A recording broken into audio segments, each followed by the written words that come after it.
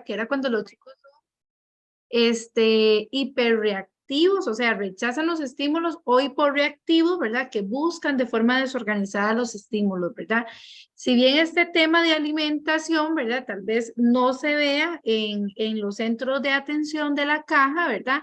Pero como les digo, o sea, muchas de las cosas las dejé para que ustedes como médicos pues den esos consejos a los padres de familia, ¿verdad? Algunas estrategias para niños selectivos, ¿verdad? Es importantísimo tomar en cuenta los factores culturales, religiosos, familiares, socioeconómicos, ¿verdad?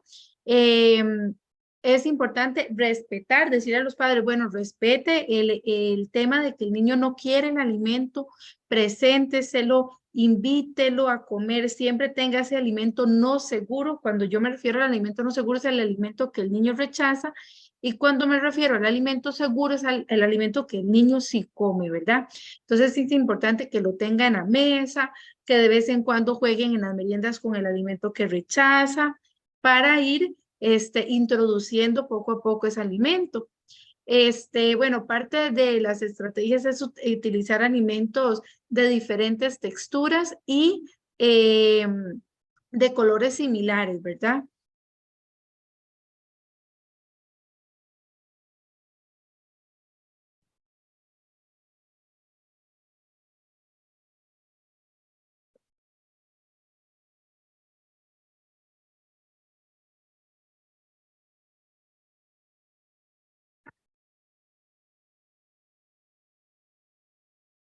Aquí el niño lo que hace es que ve la tortita y vean que le da la espalda completamente, porque ni siquiera la quiere ver.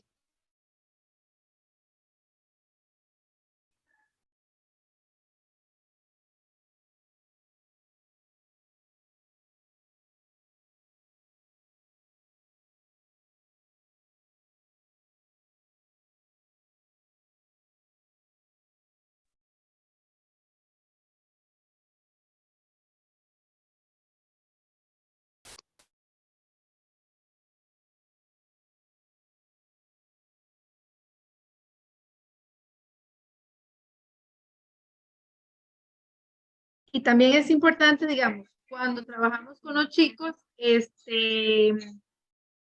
cumplirles el trato. Yo le dije a él, no vamos a comer la torta. Entonces yo no le voy a insistir a comer la torta. No los podemos engañar, ¿verdad? Este, bueno, este otro chico que lo que estamos haciendo jugando en el suelo, el último que es una foto, ¿verdad? Pues hay que hacer diferentes espacios para que los niños, este, trabajen con lo que es la alimentación. Hay niños que todavía no están preparados para sentarse en la silla, entonces inclusive trabajamos desde la hamaca, ¿verdad? Actividades de presión profunda, ¿verdad? Están diseñadas para dar aferencias del toque, un toque firme, promoviendo la integración de los estímulos táctiles y la posición del cuerpo, ¿verdad? Es como ese masaje que ellos reciben, ¿verdad? Para tener esa conciencia del cuerpo. Lo podemos hacer por medio de abrazos fuertes, abrazos de oso, tener almohadas, ¿verdad? O cojines con espumas gruesas, ¿verdad? Todo este tipo de cosas les puede ayudar. Lo que es el sistema interoceptivo, ¿verdad? El cerebro de los chicos con dificultades del procesamiento sensorial pueden tener problemas en este sistema, ¿verdad? Pueden que no sean capaces de decidir cuándo tienen un dolor, cuándo tienen la vejiga llena, ¿verdad? La comezón puede sentirse como un dolor, o el dolor puede sentirse como un cosquilleo, ¿verdad? Bueno, estos chicos que tienen problemas con este sentido pueden que tengan dificultad para sentir también sus emociones. Recordemos que en la primera parte vimos que este sistema trabaja la parte de por dentro, ¿verdad? De nuestros sistemas, y lo que son la parte emocional. Puede que no estén conectados con las señales del cuerpo que los ayudan a interpretar esas emociones, y al no ser capaces de sentir esas emociones corporales es difícil identificar la claridad, ¿verdad? Con esa emoción. Por ejemplo, un niño que no siente temor porque no reconoce que sus músculos están tensos, ¿verdad? Que su respiración es superficial y su corazón está acelerado, ¿verdad? O sea, él no tiene esa noción, ¿verdad? ¿Cuál es la relación de la interocepción, verdad? Y la autorregulación, ¿verdad? Entonces, va muy de la mano porque vamos con el tema emocional. Entonces, recordemos que lo que yo les dije antes, ellos cuestan mucho que controlen sus emociones, ¿verdad? Cuando están muy alegres, es de una forma muy eufórica y igualmente el enojo, la tristeza. Entonces, vamos así de la mano, como dando ese reconocimiento de que, por ejemplo, si estoy lleno, ¿cómo identificar si estoy lleno? Si ya tengo hambre, ¿cómo identificar que tengo hambre? Hay niños que dicen, bueno, me duele el estómago, o estoy llenito y tal vez ni siquiera he comido, ¿verdad? Y cómo manejar ese tema de frustración, de enojo, de emoción, también con los chicos, ¿verdad? En algunos chicos este sistema no funciona bien y no puede controlar ciertas. Así ya casi voy a comer. Algunos pueden que se orinen en la cama o pueden que no sepan que les está generando una crisis, ¿verdad? Los chicos que tienen este tipo de dificultades pueden que no sean capaces de identificar la razón. Entonces, estamos nosotros ahí para orientar a los padres y decir, bueno, esto puede ser una crisis sensorial, esto puede ser una crisis de autismo, esto puede ser una crisis o un berrinche, para que el niño y los padres lo vayan identificando, los padres lo vayan diferenciando y sepan cómo actuar con ellos. Por ejemplo, en el caso de los chicos buscadores, pueden ansiar experiencias de forma desorganizada, pueden moverse rápidamente debido a que respiran rápido y esa sensación les gusta. O hay chicos que les gusta sentir la sensación de hambre o la sensación de sed, ¿verdad? O hay otros que no les gusta sentir esa sensación, entonces pasan comiendo y comiendo para no sentir que el estómago les suena o que tiene sed. Para ellos esa sensación es muy fea, o cuando necesitan ir al baño. Los niños no les gusta sentir, entonces van a cada rato al baño sin esperar que la vejiga se les llene un poco, ¿verdad? Responder inapropiadamente a la información sensorial, ¿verdad? Bueno, pues es muy similar, por ejemplo, con el uso del pañal, hay chicos que, por lo menos los que sí logran comunicar, por más que a veces se trabaje, hay chicos que, por ejemplo, ayer sí nos pasó con uno que hemos trabajado todos los profesionales con él, y él ayer dijo, es que a mí me gusta sentirme embarrado de heces. Entonces, pues hay que ir trabajando con él, ¿verdad? Porque él está refiriendo que él tiene esa necesidad, ¿verdad? Ese tema de búsqueda, porque él sí sabe controlar esfínteres, sí sabe avisar cuando necesita ir al baño, él se va a esconder, ¿verdad? Puede orinar y defecar en otros entornos, no solamente en la casa, pero pues está pasando esa situación con este chico, ¿verdad? Dentro de las estrategias es muy importante saber que la dificultad de la interocepción no es tan conocida como los otros sistemas. De hecho, este sistema es un sistema muy nuevo. Los expertos todavía están aprendiendo qué técnicas se pueden desarrollar con estos chicos. Sin embargo, lo que hemos visto que en ellos ayudan mucho son las actividades de atención plena, de meditación, de trabajo pesado, de tacto profundo, de hacerles conciencia de las emociones y cómo reaccionar a ellas, ¿verdad? Entonces, todo eso es como hasta el momento lo que nos ha ayudado a regular este sistema interoceptivo. Bueno, como les dije antes, el trabajo pesado, mantener una dieta sensorial, todo eso les puede ayudar. Dentro del sistema visual, para los niños evitadores visuales, ¿verdad? No les gusta la luz del sol ni las luces brillantes, se niegan a estar viendo como a lugares con luces, o otros niños se marean o se agotan a nivel visual, evitan el contacto visual, ¿verdad? Son incapaces de determinar distancias, en ocasiones dicen que les duele la cabeza o sienten náuseas cuando tienen muchos estímulos visuales o cuando están viendo a la pizarra o cuando van caminando por la calle. Dentro de las estrategias, lo que pueden recomendar es que el niño use anteojos, utilice gorras. Es importante que ustedes dentro de la consulta disminuyan todo lo que son los estímulos, ¿verdad?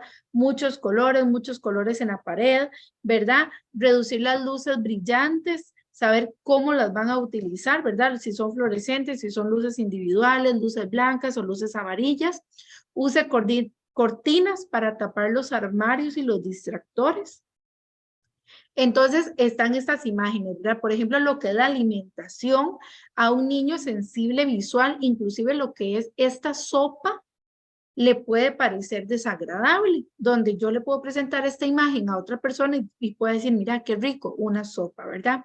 Entonces, en el caso de los niños, vamos a hacer ese alimento un poco más atractivo e inclusive si lo tenemos que mantener separado, lo vamos a hacer, ¿verdad? Dentro de lo que es el buscador visual, mira fijamente las luces, a las personas, al sol, a los aparatos con luces o que se estén moviendo. Mueve la cabeza cuando hacen actividades de motricidad. Sostienen los objetos muy cerca de la cara.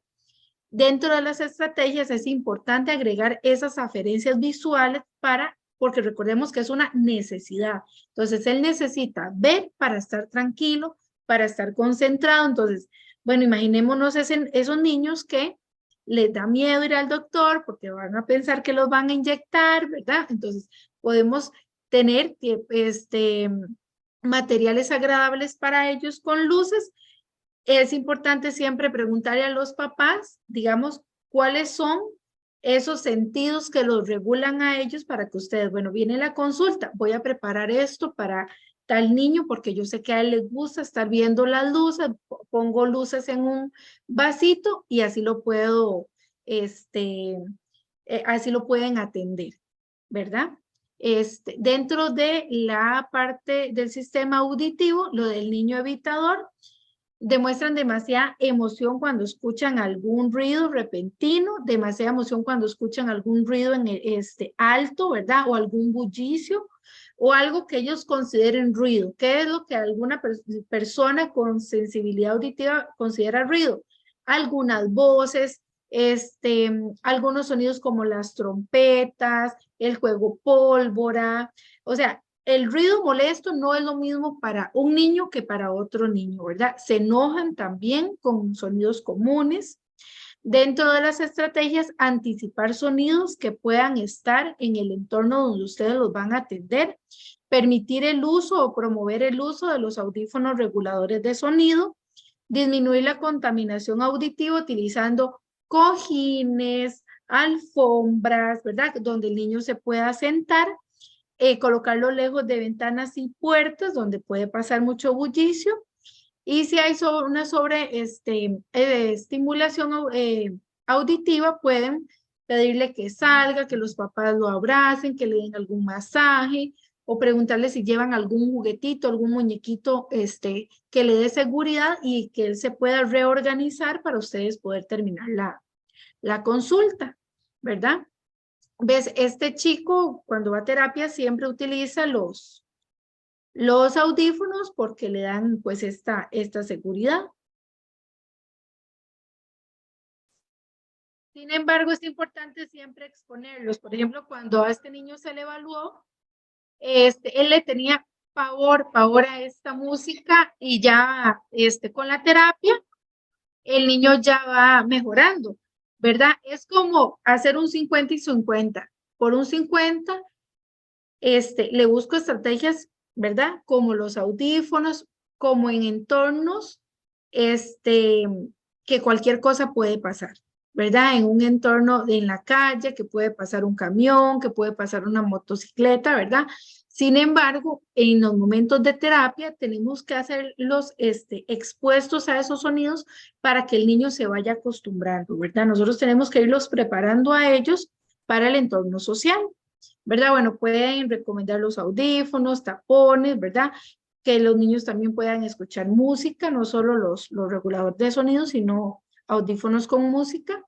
A los niños buscadores, ¿verdad? Ponen el volumen muy alto, a veces hablan muy alto, pasan tocando cosas para hacer sonidos o bullicio, pasan aplaudiendo, gritando, golpeando instrumentos. Piden estarle subiendo el volumen a las cosas, o pasan haciendo sonidos con diferentes cosas en la casa. Dentro de las estrategias, permítale el uso de audífonos con música, ¿verdad? Eso va a favorecer el tiempo, ¿verdad? En los centros. Mantenga materiales sonoros para que él pueda ir tocando, ir explorando, ¿verdad? Y podemos hacer cambio de voces para ir llamando esa atención del niño. A nivel gustativo, el niño evitador gustativo son aquellos que tienen selectividad gustativa, ¿verdad? Por lo general, solo les gusta un solo sabor, ¿verdad? Que afecta el proceso de la alimentación. Entonces, bueno, ¿qué es lo apropiado? Cuando hay mucha selectividad, pues recomendarlo a un terapeuta ocupacional con integración sensorial o con este método SOS Approach, a un nutricionista también, y de ahí se hace como todo el equipo de trabajo, ¿verdad? Con otras disciplinas para ir trabajando el tema de la alimentación, ¿verdad? Sin embargo, lo que yo les puse de los estrategias para los niños selectivos, esas recomendaciones se las pueden ir dando a los padres de familia también. Ve, digamos, vamos a jugar con el alimento, aquí como este niño que está jugando con el Spider-Man, y aquí pues hay un video.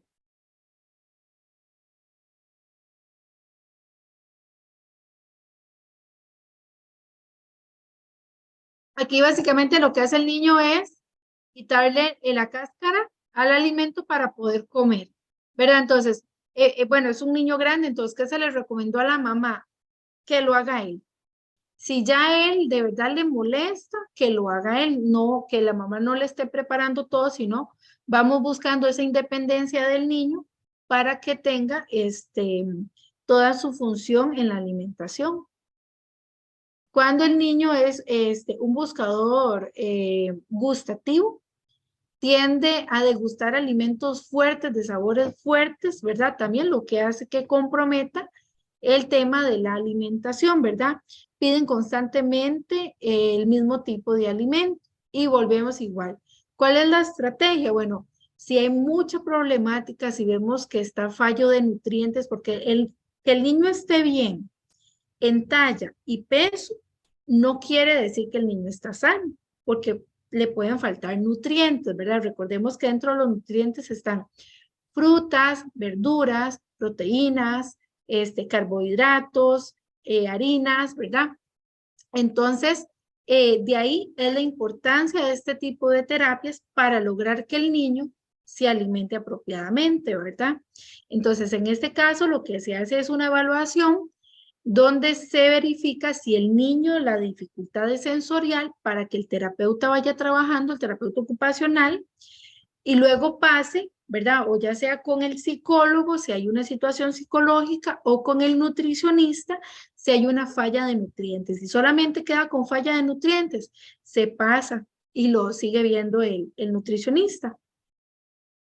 A nivel olfativo, el niño hiperreactivo olfativo son los que perciben los olores más que los demás.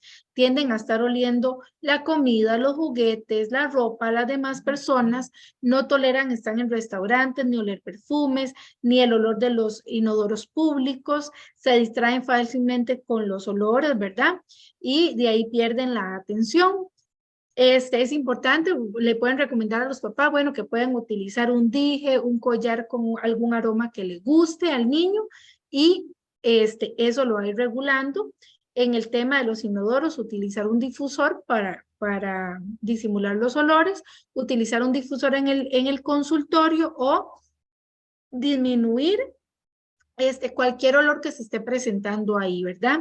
Procure utilizar también desinfectantes sin olor. Inclusive, ahí podemos hablar hasta de las colonias y de los perfumes, ¿verdad? Por ejemplo, en consulta nosotros sabemos con cuáles chicos es mejor ni siquiera ponernos un perfume, porque o le va a ser muy desagradable o va a ser muy buscador y nos va a empezar a oler al punto que no vamos a dar la terapia al 100%. Entonces, bueno, aquí es pues un poco de ejemplos, ¿verdad? El dije, la pulsera, el desinfectante con poco olor, utilizar un difusor, ¿verdad? Al niño buscador olfativo son aquellos que tienden a estar oliendo igual, pero para ese tema de disfrute, ¿verdad? Entonces, el niño llega y huele y le gusta tanto que pierde la atención. Entonces, ahí pierde el desempeño que tiene que estar cumpliendo en ese día, ¿verdad? Igual debemos ofrecerle ese tipo de tiempo de que el niño esté oliendo. Entonces, si el niño es un buscador, bueno, decirle a la mamá, bueno, mamá, hago una almohadita de arroz con tela, le pone esencias, una esencia que usted vea que al niño le guste y lo regule. Porque una cosa es que al niño le guste y más bien lo excite sensorialmente que pierda la atención. Ahí los papás lo que tienen que hacer es ir viendo, ¿verdad? ¿Qué aroma es el que al niño le agrada y lo relaja o le mejora el comportamiento, ¿verdad? Para que el niño huela y ustedes puedan atenderlos y darle todas las recomendaciones a los padres de familia. Dentro de los aceites esenciales, ¿verdad? Pueden aplicarlo en muñecas, olerlo directamente, pueden ponerlo en alguna almohadita, en la ropa, en los difusores o en los dijes, ¿verdad? Lo que es la sensación y la regulación del arousal, ¿verdad? Que es el nivel de actividad. Algunos tienen pobres ritmos en el sueño, en la alerta, pobre anticipación, ¿verdad? La habilidad que es como la respuesta al cambio, lo que les genera ansiedad, pobre espontaneidad, ¿verdad? Porque ellos son como, algunos son muy lentos, otros son muy rápidos, se tienden a estresar, a presentar ansiedad, ¿verdad? Pueden presentar hiperreactividad y déficit de atención. Dentro de la ansiedad, el arousal y el desempeño, ¿verdad? Está la intensidad del estímulo. Esta está relacionada con el desempeño. ¿Qué quiere decir esto? Que dentro del procesamiento sensorial, cuando entra el estímulo, ¿verdad? Todos los procesamos diferentes y esa intensidad también es diferente por persona. Hay unos que casi no es tan intenso y hay otros que es muy intenso, entonces, o son muy evitadores o son muy buscadores para tener esa intensidad, ¿verdad? De este tema, de lo que es modulación, ¿tienen alguna consulta? Buenas, ¿me escucha? ¿Sí? Es que no entendí. Bueno, primero que todo, buenas tardes a todos los compañeros. Soy la doctora Ana Victoria Quesada Aguilar, del área de salud de Goicoechea 1. Y estoy interesada en que me explique eso de la intensidad del impulso y ese arousal. ¿Qué significa eso? Digamos, cuando uno evalúa está el nivel de alerta, ¿verdad? Que es como la respuesta que yo doy, si el niño está como muy asustado, ¿verdad? Ahí va, y te voy a explicar varias para que me entiendas. Entonces, por ejemplo, hay un niño que llega a terapia y él vuelve a ver todo, y todo es, no, no, ¿por qué? Porque su nivel de alerta a nivel visual le dice a los otros estímulos, aquí es peligroso. Y está el nivel de actividad. El nivel de actividad es si el niño es muy inquieto o es muy, muy pasivo. Veámoslo al niño hiperactivo y el niño de déficit de atención, que fue lo que vimos acá. Vamos a ver si puedo retroceder.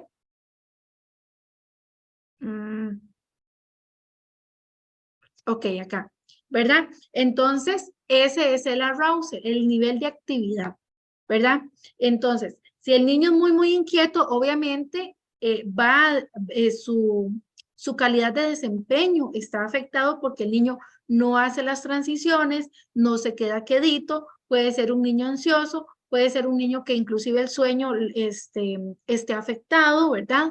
Igual el del déficit de atención, el niño de déficit de atención en ocasiones son niños lentos, ¿verdad? Lentos en actividad.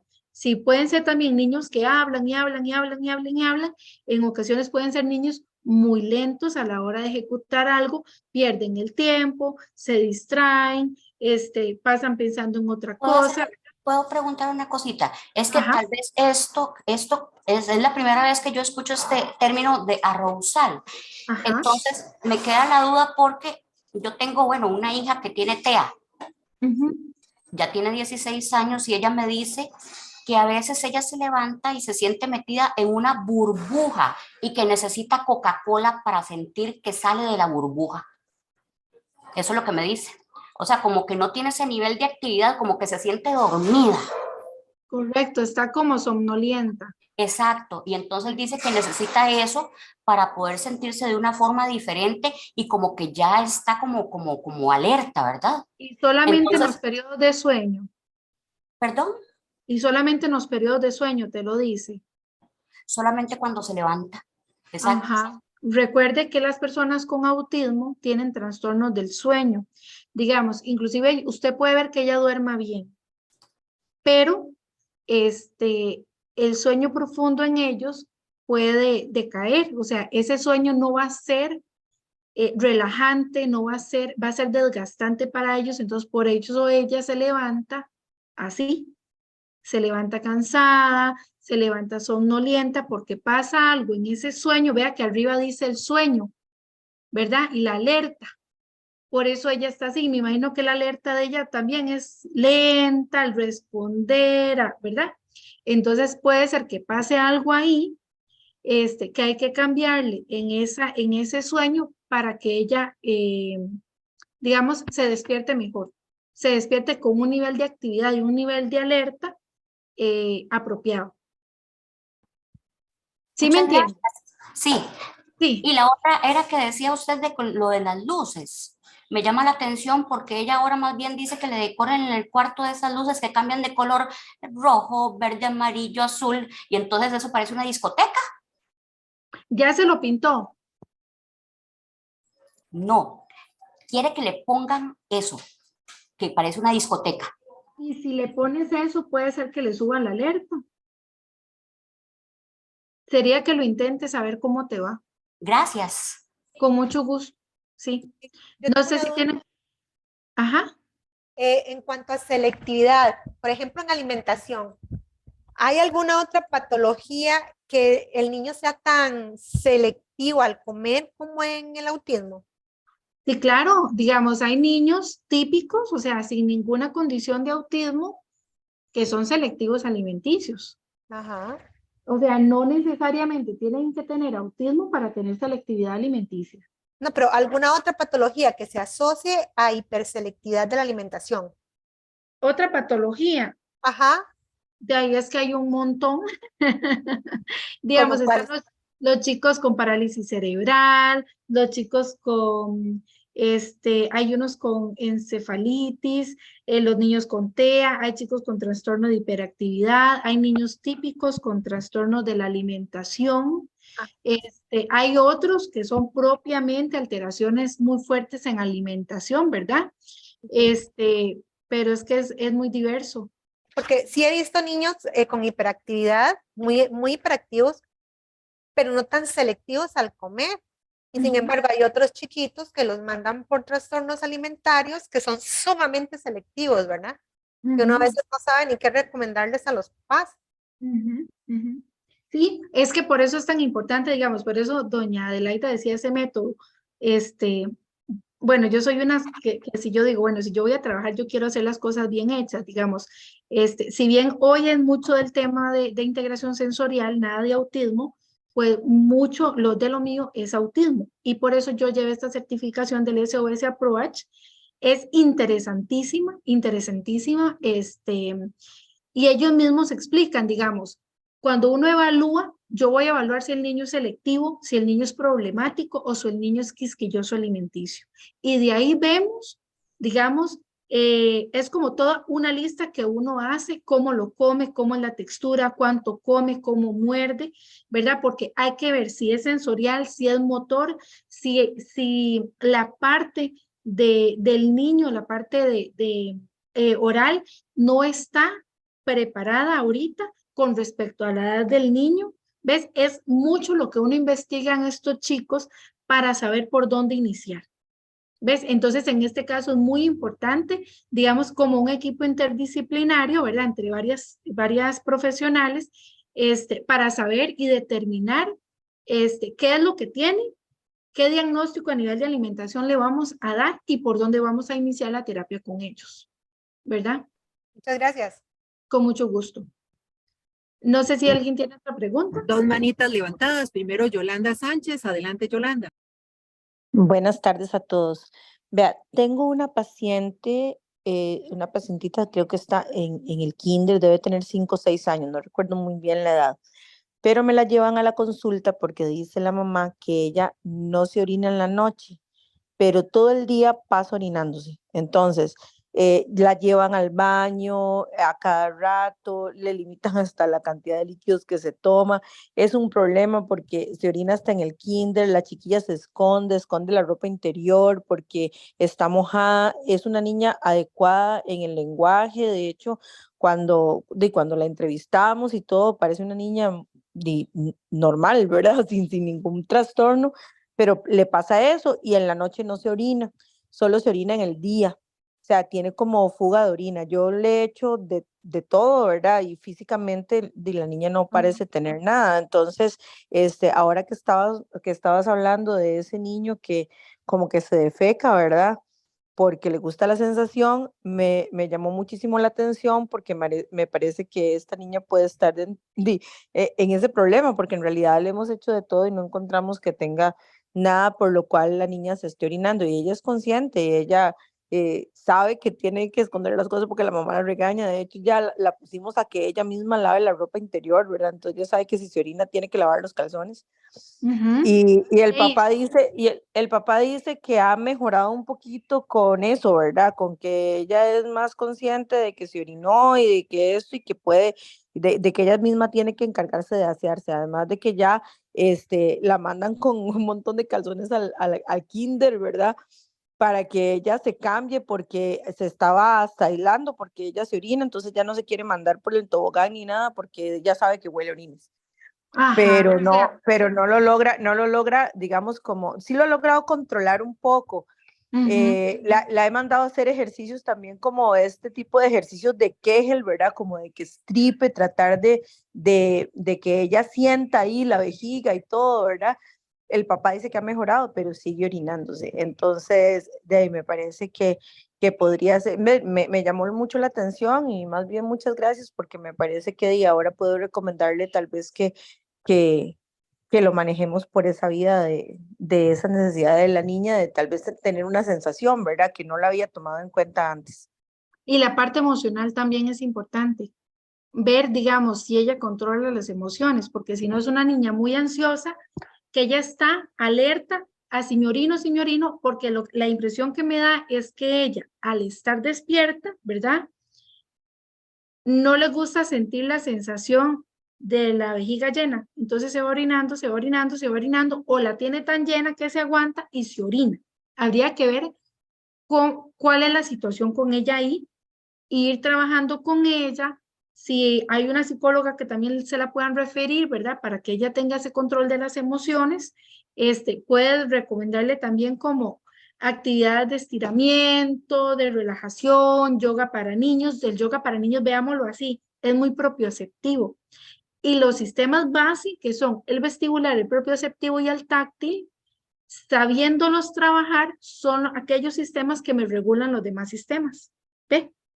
Entonces, puedes ir trabajando así con ella. Ok, muchas gracias. Con mucho gusto. Había otra persona más, ¿verdad? Sí, pero bajó la manita y tengo estas 3 preguntas en el chat. Cindy, ¿qué recomendar para los chicos con TEA que les gusta embarrarse las heces por todo lado, aprovechando, o esta pregunta surgió cuando planteaste el caso del chico que Sí. mencionaste? Vea, cuando el niño embarra a todo lado, creemos que eso es conductual. Entonces, por más que el niño comprenda la verbalización, o sea, lo que yo le estoy pidiendo, mejora mucho la conducta si utilizamos pictogramas. Entonces, que la mamá tenga pictogramas siempre a la par, o sea, no se embarra nada y que él limpie. Y utilizar pictogramas entrando al inodoro para que él sepa que donde se hace es en el inodoro y que se limpia en el inodoro, ¿verdad? Y aclararle a la mamá que en esos tiempos que ella esté ahí, o sea, estar alerta a él. Saber, ¿verdad? Si ella logra identificar, si hay de casualidad algún tiempo específico donde él dé fe, que si es en la mañana, si es en la tarde y si es en la noche, y que ella esté alerta ahí con él. ¿Ok? Y Perfecto. Ajá. La segunda es, ¿cómo diferenciar un niño hiperreactivo visual de uno migrañoso con crisis desencadenadas por la luz? Sé que esto tiene un componente médico, pero responde el componente tuyo. Sí, es que digamos, cuando hay un componente médico o cuando falla un órgano, veámoslo así, digamos, a nivel auditivo, es médico, no es sensorial, ¿verdad? Entonces, sí, ¿qué pregunta? Está difícil por eso, porque, digamos, si el niño es muy evitador visual y le encienden las luces en la mañana, le abren las cortinas, ¿verdad? Y tanta exposición le genera la migraña, ¿verdad? La idea es eso, evitar todo eso, por el momento no abrir las cortinas ni demás, para evitar esa migraña en él. Para evitar, digamos, Agrego un pequeño paréntesis. Siempre cuando hacemos estos análisis, primero descartamos organicidad. Entonces, como dice Cindy, esto requiere una evaluación médica para que sí, estemos seguras que de fondo no hay patología. Yo siempre voy a asumir en el orden de intervención, descartar organicidad de primero para poder seguir ya con toda la parte de los otros sistemas del neurodesarrollo y manejar las dos cosas progresivamente. El chiquillo va dando pistas y una muy buena historia clínica. Perdón por correcto. meter el... No, eso está genial. Igual cuando, digamos, los papás llegan, la principal queja es que el niño no escucha, es que no me hace caso, es que yo no sé qué, ¿verdad? Y bueno, ya con uno, con la experiencia con los doctores, ¿verdad? A veces ellos dicen, mira, si el niño tiene mucha rinitis, es ese niño que tiene mucha cera. Entonces, no les, vea mamá, vea papá, llévelo constantemente a que le limpien el oído, ya le revisaron el oído, porque tal vez no sea sensorial, puede ser que de verdad haya algo ahí de fondo que no sea sensorial, ¿verdad? Es lo primero, como dice doña Adelaida, que uno va recomendando a los padres para ir descartando. Entonces, sí es bueno, digamos, ¿qué es el caso de la migraña con una hiperreactividad visual? Que la migraña es peor que una hiperreactividad visual, porque ya es una condición, ya es un malestar, ya la persona se pone con náuseas, tiene que estar en cama. En cambio, una hiperreactividad visual es aquello que a mí me molesta y me cambia mi comportamiento. Me pongo enojado, me pongo de mal humor, la persona, ya cuando nosotros somos adultos, digamos, yo soy hiperreactiva visual.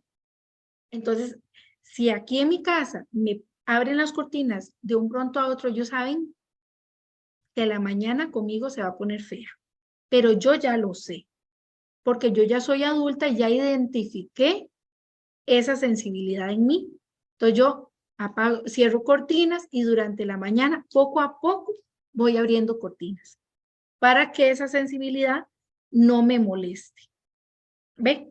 Eso es como lo que vos puedes diferenciar. O sea, la migraña es algo que ya es muy dañino en la persona y daña el órgano también. La parte sensorial no daña ningún órgano. Y la tercera, ¿Por qué el hiperreactivo se emociona con los ruidos fuertes? Pensaría que es el más hiporreactivo. Eso sí, no me me queda refiero claro. que se emociona, digamos, que se altera. Se emociona, pero de forma frustrosa. No, no es que le agrada, no, no le agrada. Bien, y tenemos Yulisa, manita levantada, adelante. Que vieras que yo soy, bueno, soy médico y soy muy nueva en este tema, de hecho son las primeras capacitaciones que estoy llevando. Y tengo dos chicas que son gemelas que tienen problemas de hipoacusia. Ambas, una tiene anacusia y la otra tiene hipoacusia. Entonces, la mamá vino un día a la consulta porque en todo este trajín de los controles, pues perdió el control con pediatría, perdió los controles con psicología. La cuestión es que digamos que se ha perdido mucho todo el abordaje interdisciplinario. Pero ella viene porque ella no sabe cómo hacer que la chica que menos escucha, digámoslo así, deje de morder a la hermana. Esta chica le hicieron está en psicología por sospecha de autismo, digamos, no se lo han corroborado todavía. Entonces es como para ver si tal vez hay alguna pauta o alguna manera en que se le puede ayudar a la mamá. Pero una de ellas muerde a la hermana.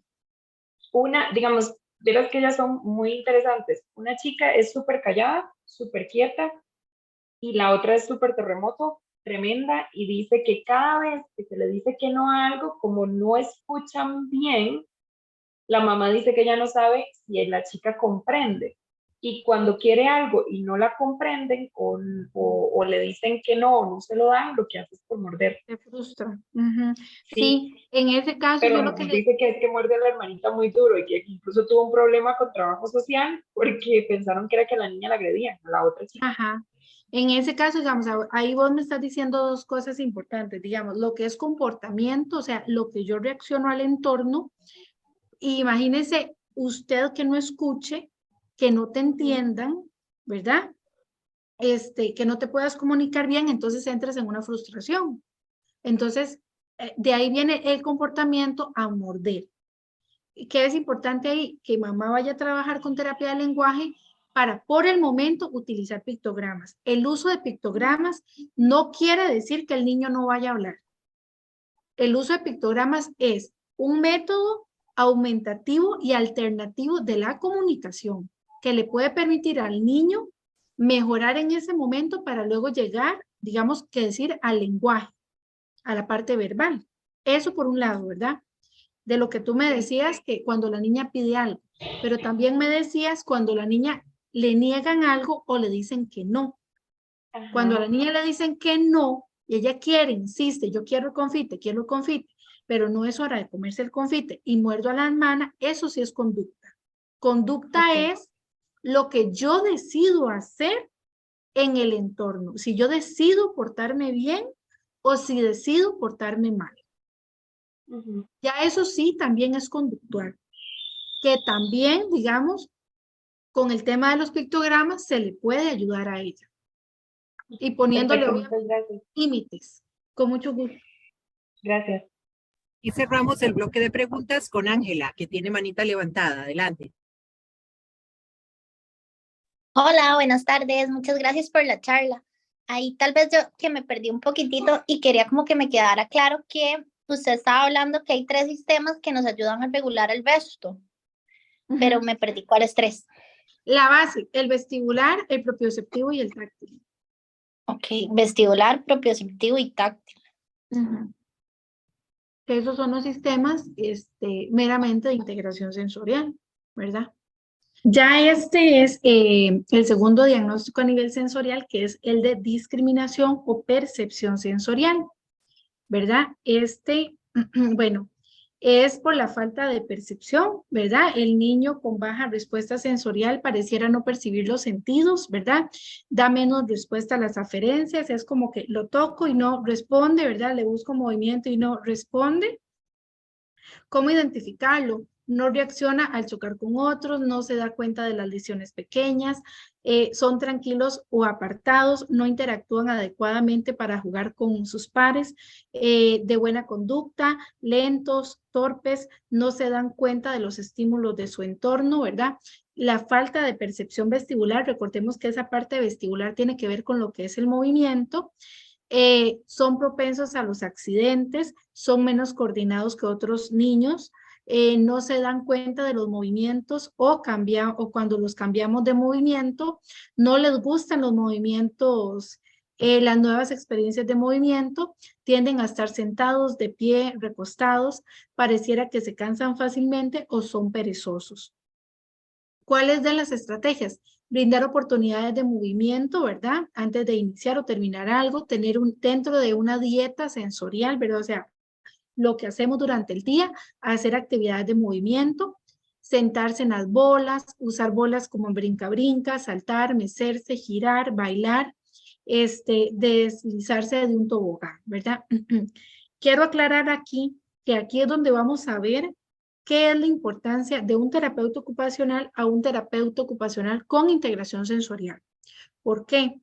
Porque gracias a las pruebas estandarizadas que hay, ¿verdad? Y todas las evaluaciones exhaustivas que se hacen y todos los análisis que se hacen, porque les va a pasar con esto que vamos a ver. Van a decir, ¿y cómo puedo diferenciar a un niño hiporreactivo, o sea, a un niño buscador, a un niño de fallas de percepción sensorial? ¿Ok? Ahí es. Por eso es la importancia de la certificación, porque solo un terapeuta ocupacional certificado en integración sensorial va a hacer las pruebas y va a entender las diferencias para dar el diagnóstico de estos chicos, ¿verdad? Bueno, eso es un poco de actividad, ¿verdad? Mucho movimiento, mucho balanceo, mucho cambio de posición para que esté consciente de ese sistema vestibular y se nos vaya despertando. Fallas de percepción propioceptiva no se dan cuenta cuando alguien se tropieza con ellos, presentan habilidades de motricidad fina torpes, son lentos para aprender a vestirse y desvestirse, son poco coordinados con habilidades de motora gruesa. Recordemos que este sistema de propiocepción, tiene que ver con la motora gruesa, la motora fina, la conciencia del cuerpo y la calibración de la fuerza, ¿verdad? No lloran cuando ocurren heridas significativas, parecen desinteresados en experiencias de movimiento, rompen los objetos con facilidad porque tienden dificultad a manipularlos, ¿verdad? Dentro de las estrategias es muy importante hacer un trabajo pesado, de presión profunda, ¿verdad? Porque parte de esa presión profunda es lo que yo le doy al niño de presión y lo que el niño me hace, ¿verdad? El movimiento que él hace del cuerpo es toda esa parte propioceptiva o de trabajo pesado, que son las actividades diseñadas para brindar mucho estímulo al músculo de la articulación para ayudar al cerebro a que comience e interactúe con esa información propioceptiva adecuada. Dentro de los ejemplos de trabajo pesado puede ser hacer como animales, alarse unos a otros, alarse en un patín o llevar las cobijas de peso, ¿verdad? Columpiarse. Todo eso es ese tipo de trabajo pesado. Pararse de manos, hacer actividades de motricidad gruesa, masticar cosas chiclosas, ¿verdad? Eso es mucho propioceptivo. Jugar con materiales firmes, plasticina, masa, arcilla, usar una media corporal, que son como de esas telas de licra elásticas que estiran los chicos. Entonces, este tipo son tipos de actividades propioceptivas, ¿verdad? Donde yo les digo, ok, yo puedo tener a ese chico acostado, pero él tiende a moverse sobre esa cobija, lanzar esa cobija, entonces ahí está trabajando este sistema propioceptivo, ¿verdad? Aquí está pues este trabajo, que él es muy propioceptivo, para ir regulando.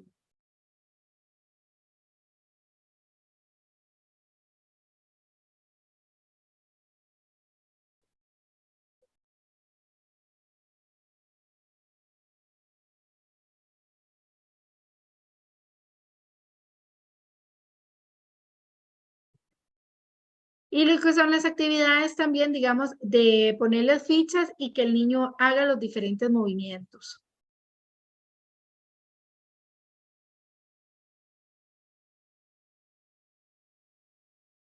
Entonces, las faltas de percepción táctil no se dan cuenta, ¿verdad? De lo que tienen en la cara, del toque suave, del interés en ciertas actividades de embarrarse, ¿verdad? O sea, sí lo perciben, pero no lo suficiente. Presentan dificultad en la manipulación de objetos, no parecen darse cuenta de las diferentes temperaturas, no se dan cuenta de la diferencia de las texturas, simplemente tocan, no se dan cuenta que tienen la ropa sucia o mojada, son lentos en el entrenamiento del control de esfínteres por la parte de percepción, ¿verdad? Y son lentos en el aprendizaje de vestirse y desvestirse también. ¿Cuáles son sus estrategias? Tóquelo cada vez que pueda, ¿verdad? O sea, le vamos a dar mucho tacto, rasque, acariciar la espalda, solicitarle a los padres que lo estén, ¿verdad? Tocando la mano, tocándolo a él mientras ustedes le dan la consulta. Puede empujar una pared, tenga una caja con diferentes estímulos táctiles para que él esté tocando y le ayude a esa percepción. O tener cosas, ¿verdad? Arena, cosas más gruesas, de verdad, texturas gruesas, como diferentes esponjas texturizadas en una caja, para que el niño esté toque y toque y toque y ustedes poder dar la consulta. Eso es lo que yo me refería a la tela, o sea, la tela de licra le da ese tacto y a la hora del niño moverse, es ahí donde trabaja la propiocepción. La falta de percepción visual. No están conscientes de los nuevos objetos, materiales, las personas que están en nuestro ambiente, miran fijamente los objetos en movimiento o las luces con una mirada perdida o desinteresada, se caen o tropiezan con nuevos obstáculos, presentan dificultad para atrapar bolas o esquivarlas, ¿verdad? Por la parte visual. Aquí se ve mucho exactamente esto, esta parte percepción, de percepción visual, de cómo es el tamaño de las cosas, las formas de las cosas, la figura fondo. Eso es lo que falla a nivel de esta percepción. Entonces, ¿qué actividades se pueden hacer? Bueno, actividades como estas, de encontrar el objeto, de mover figuras, ¿verdad? Según la posición que se le solicite. Esta es otra.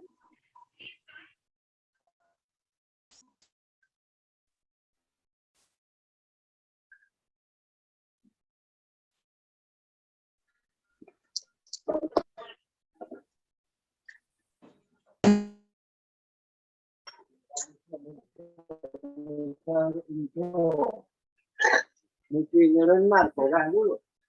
$1.000 de marco, por eso el dólar está tan bajo.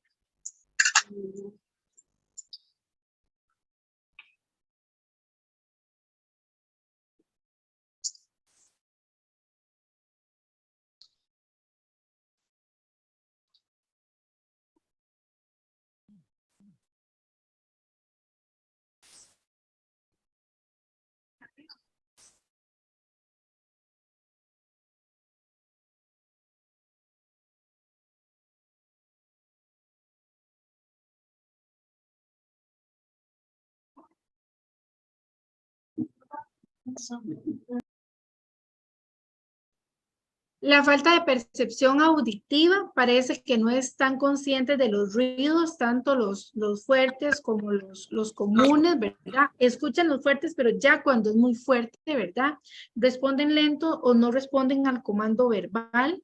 Utiliza, dentro de las estrategias, utilizar diferentes cambios de tono de voz, use mezclas de música suave, música rápida o música alta, ¿verdad? Para que haya más percepción. Le voy a ir.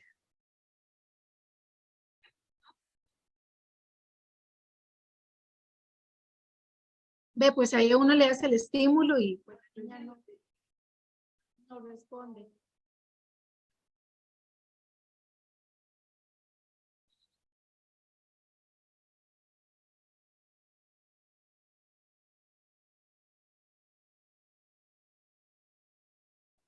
Y este es del otro diagnóstico, que son fallas de percepción. ¿Tienen alguna consulta?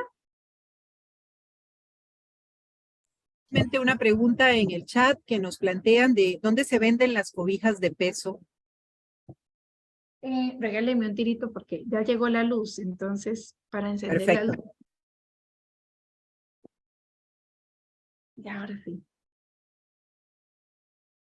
Las cobijas de peso los pueden conseguir en los outlets. Son sumamente baratas. Para niños tiene que ser más o menos 5 libras. Niños de 7, 12 años, 7 libras, no más. Porque hay unas que son más grandes, entonces esas son las que se ven, las que hay más, y esas no son recomendables. Estas son lo que es la parte motora, ¿verdad? Es cuando el niño tiene pobre ritmicidad durante los movimientos bilaterales, evita cruce de línea media, pobres angustias posturales de fondo, pobre uso de la lateralidad de la mano y la dominancia manual, ¿verdad? Pobre uso de la mano dominante en las tareas, pobre uso de la coordinación de manos, la bilateralidad, el hecho de los saltos, el jumping jacks, los saltos alternativos, ¿verdad? Entonces aquí vemos todo lo que son las praxis. ¿Qué las praxis es? Toda la habilidad que tenemos para hacer todo. Es todo lo que es. Tengo la idea, tengo cómo lo planeo y lo ejecuto, ¿verdad? Cómo me cepillo los dientes, cómo me pongo la ropa, cómo ordeno mi cuarto. Es toda esa planeación. Es la base de la relación del ambiente físico, ¿verdad? Y de la manera cómo me adapto a él, cómo logro que funcione. Es una función cognitiva perceptual, es la base de la cognición y la organización e interacción, ¿verdad? La sensación es esencial para la praxis, creando mapas corporales internos, o sea, cómo me conozco yo, cómo voy a mover el brazo para cepillarme los dientes, qué ejecución voy a hacer, discriminando la información, la exploración activa del ambiente, persona, espacio y el objeto. Damos paso a las respuestas adaptativas significativas, ¿verdad? Y están, bueno, todo lo que influye en ellas. ¿Qué sentidos influyen en ellas? La discriminación del tacto, comprensión de los límites, las fronteras del cuerpo, la información que yo percibo, lo que toco, cómo lo hago, la retroalimentación que aprendo, ¿verdad? Cómo continúo yo la misma acción, la parte vestibular, la sensación de la fuerza, la direccionalidad del movimiento, ¿verdad? Los cambios de cabeza, el sistema visual, buscando la posición, las posibilidades que brinda el ambiente, interpretando el espacio en el que las acciones se llevan a cabo, igualmente la retroalimentación, ¿verdad? Veo, ejecuto, aprendo, ¿verdad? El sistema visual, que me trabaja la conciencia espacial, ordenamiento secuencial de las acciones a través del lenguaje interno, la comprensión y el seguimiento de las indicaciones no familiares, y el desarrollo de la praxis, cómo se da, está en una imitación de gestos, de postura, la planeación de movimientos con respecto al espacio, el objeto de la persona, la complejidad del juego, ¿verdad? Construyendo secuencias de interacción, uso representacional del objeto, uso creativo del objeto, copiado del diseño y construcción. ¿Qué es todo eso? Digamos, cuando ya el niño aprende a colorear, a dibujar, a escribir, armar legos, qué creatividad le voy a dar yo en el objeto, ¿verdad? ¿Qué juegos voy a hacer, ¿verdad? O qué uso le voy a hacer al objeto, si yo sé que eso es un cepillo de dientes, cómo lo voy a utilizar, cómo me voy a mover yo con mis gestos, con imitación de mi cuerpo, en lo que son, qué sé yo, la música es infantil de, qué sé yo, manos, hombros, rodillas, pies, todo eso es postural también. La dispraxia es la dificultad para aprender habilidades motoras, dificultad para aprender tareas nuevas y novedosas, y tiene la dificultad para generar habilidades aprendidas, ¿verdad? Se caracteriza por dificultad para planear y organizar acciones, aun cuando las habilidades motoras están intactas, ¿verdad? Estamos volviendo a decir, digamos que no solamente la parte motora, sino está la parte de esa ideación y esa planeación. ¿Cómo lo hago? Hola, hoy te quiero hablar de algo que está relacionado con los gestos y movimientos que realizamos en nuestro día a día. Imagínate que un día no pudieras vestirte correctamente, no pudieras saludar a tu vecino, no pudieras montar un puzzle o no pudieras hacer cualquier actividad que requiere una acción motora. Hoy me gustaría hablarte de algo que está relacionado con todo esto. Hoy te quiero hablar de las praxias.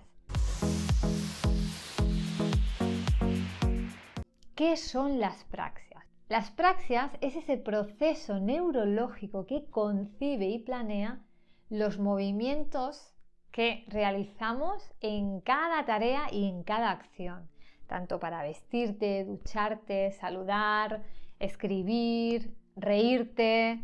Todos estos movimientos están organizados a través de nuestro cerebro, ¿sí?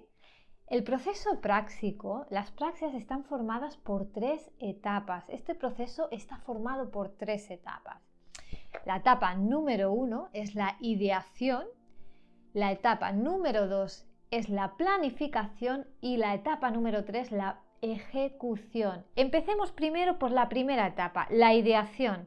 La ideación es cuando estás pensando qué es lo que quieres hacer, es la idea de lo que se quiere hacer. Por ejemplo, quiero coger ese vaso de agua, quiero peinarme, quiero ver una película, quiero ponerme un pantalón, quiero reír. Cualquier gesto, cualquier movimiento, la idea de lo que tú quieres hacer, esa es la planeación, esa es la primera etapa. Primero pensar qué es lo que quieres hacer, ¿no? Segunda etapa, la planeación o planificación. Dijéramos es esa secuencia que organiza y recluta qué movimientos son los necesarios para realizar esa acción, coger ese vaso de agua, por ejemplo. Y luego tenemos la tercera etapa, que la tercera etapa es la ejecución. La ejecución es cuando realizas esos movimientos, ¿no? Es como reclutar esos movimientos y llevarlos a cabo. Los ejecutas, esa ejecución motora, ¿sí? Para realizar movimientos, podríamos decir que hay diferentes tipos de movimientos, ¿no? Cuando hablo de movimientos, por ejemplo, podemos reclutar grandes grupos musculares o pequeños grupos musculares. Y ahí podemos hablar de diferentes tipos de motricidad, ¿no?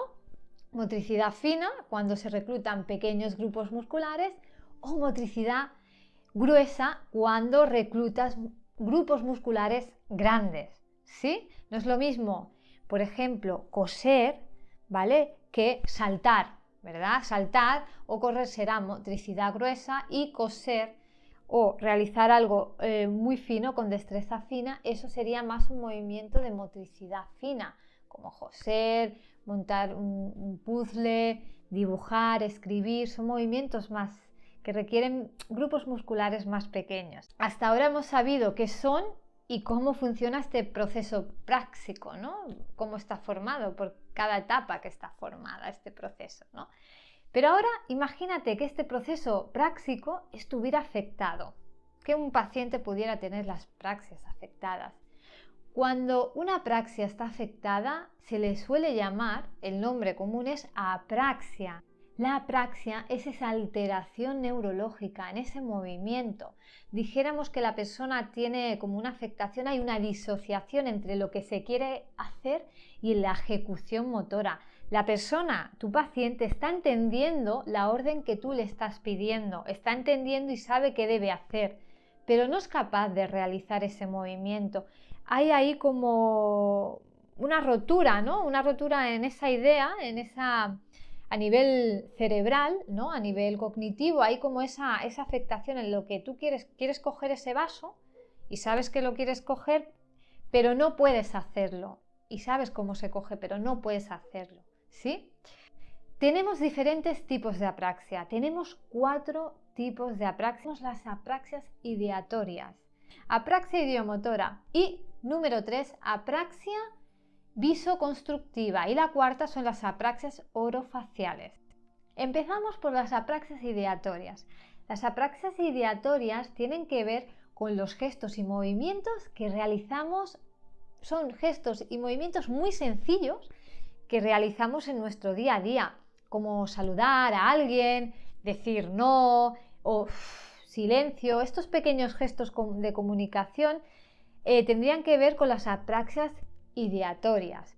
Luego, por otro lado, tenemos las apraxias idiomotoras, que estas son un poquito más complejas, que estas tienen que ver con los movimientos que utilizamos para utilizar cualquier objeto, ¿no? Para estas apraxias necesitas saber cada objeto que vas a utilizar para qué es y para qué sirve y cómo se utiliza, ¿sí? La idea de qué son, para qué sirven y cómo los debes utilizar.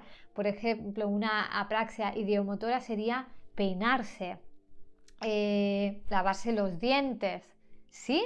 Es cuando utilizamos un objeto y sabemos llevar a cabo ese objeto, qué uso tiene ese objeto y cómo se utiliza. Eso sería una apraxia idiomotora. saber peinarse, saber lavarse los dientes, saber utilizar cualquier objeto, una tostadora, ¿sí? Serían apraxias ideomotoras.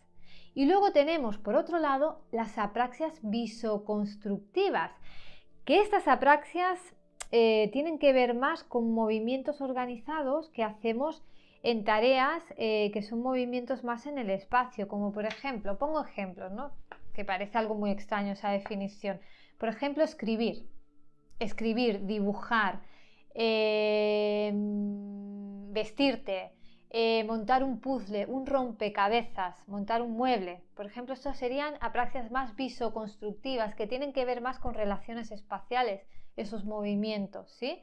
Y en el espacio, ¿vale? Y luego tenemos las últimas que he comentado, que son las apraxias orofaciales, que tienen que ver todos aquellos gestos y movimientos que realizamos con nuestra cara, ¿vale? Como sacar la lengua, soplar, hacer así, mover la nariz, todos estos gestos de la cara serían apraxias orofaciales, ¿sí? ¿Cómo saber si tu paciente tiene una apraxia? ¿Sí? A ver, existen diferentes evaluaciones estandarizadas, pero también puedes evaluar a tu paciente cada tipo de apraxia, la puedes evaluar dándole una orden al paciente y ver si ese paciente realiza ese ejercicio, esa actividad que le has pedido hacer. Por ejemplo, puedes pedir a tu paciente que salude, que diga no, que realice un gesto, que te imite, que haga una imitación, es decir, haz lo mismo que hago yo, ¿vale? Pregúntale, dile a tu paciente que salude, que haga así, que diga no con la cabeza, ¿vale? Puedes pedirle que haga esto, por ejemplo, ¿sí? Que te imite en esos gestos y a ver si tu paciente es capaz de hacerlo, si saludar, decir no, mover la cabeza, ¿no?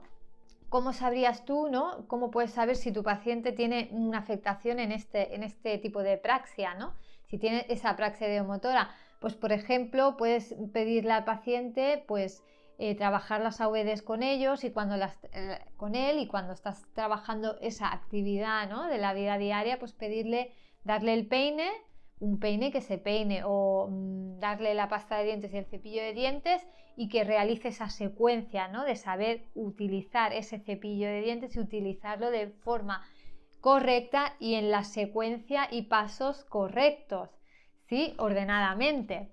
Si tu paciente no es capaz de peinarte y coge el peine y no lo utiliza de manera correcta, que es coger y acercárselo a la cabeza y peinarse, y por ejemplo coge y se empieza a peinar la cara o otra zona o se lo empieza a morder, ahí habría una afectación tendría una apraxia ideomotora. O por ejemplo que no supiera utilizar ese cepillo de dientes o lo utilizara de diferente forma, habría una afectación ahí, podrías pedirle esto, ¿no? Por ejemplo, para valorar una apraxia visoconstructiva, por ejemplo, podrías pedirle al paciente que se vistiera si ves que no es capaz de vestirse correctamente, que no coordina esos movimientos, que el pantalón se lo pone en la cabeza, se lo pone al revés o no sabe utilizarlo tampoco y se lo pone de forma incorrecta.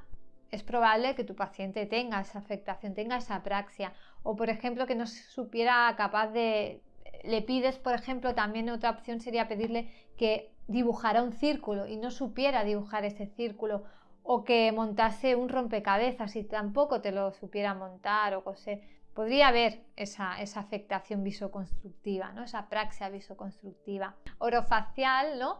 Que sería pedirle pues, al paciente que sacara la lengua, que abriera su boca, que soplase una vela, por ejemplo.